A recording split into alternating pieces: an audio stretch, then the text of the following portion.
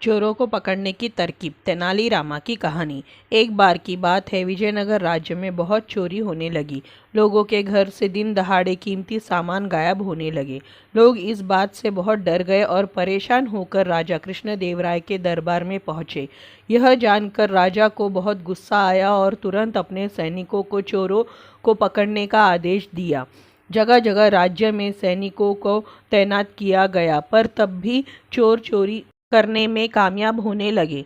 तब राजा ने अपने चतुर विदूषक तेनालीरामा को इस मुश्किल का हल निकालने के लिए कहा और साथ ही राजा ने सैनिकों की एक टुकड़ी भी तेनालीरामा के साथ भेजने के लिए आदेश दिया। पर तेनालीरामा ने राजा से कहा कि उन्हें किसी भी सेना की आवश्यकता नहीं है और वह स्वयं ही चोरों को एक हफ्ते के अंदर पकड़ लेगा।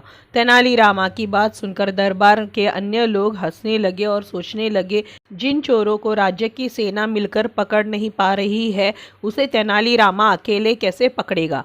अगले दिन सुबह राज्य के कुछ लोग बात कर रहे थे कि राज्य के सबसे बड़े सेठ लक्ष्मीचंद को एक नया मंत्र पता चला है, जिसके मुताबिक तिजोरी खोलकर सोने से भी कोई चोर चोरी नहीं कर सकता। यह बात जब चोरों के कानों में पड़ी तो वे बहुत खुश हुए।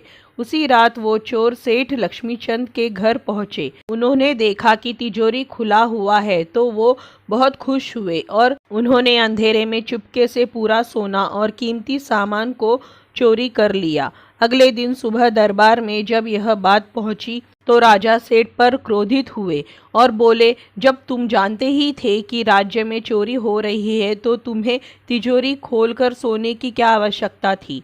तभी सभा में तेनालीरामा पहुंचे। उनके पीछे दो लोगों को बांधकर रखा गया था। राजा ने पूछा, ये कौन है? तब तेनालीरामा ने बताया, ये वो चोर है जो कुछ दिनों से राज्य में चोरी कर रहे हैं।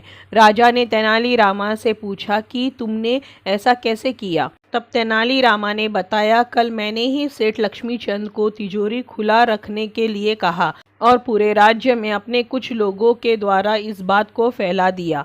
सेठ के कमरे में मैंने सभी जगह जमीन पर काला रंग बिछा दिया था। रात को जब चोर चोरी करने के लिए गए तो काला रंग उनके पैरों में लग गया।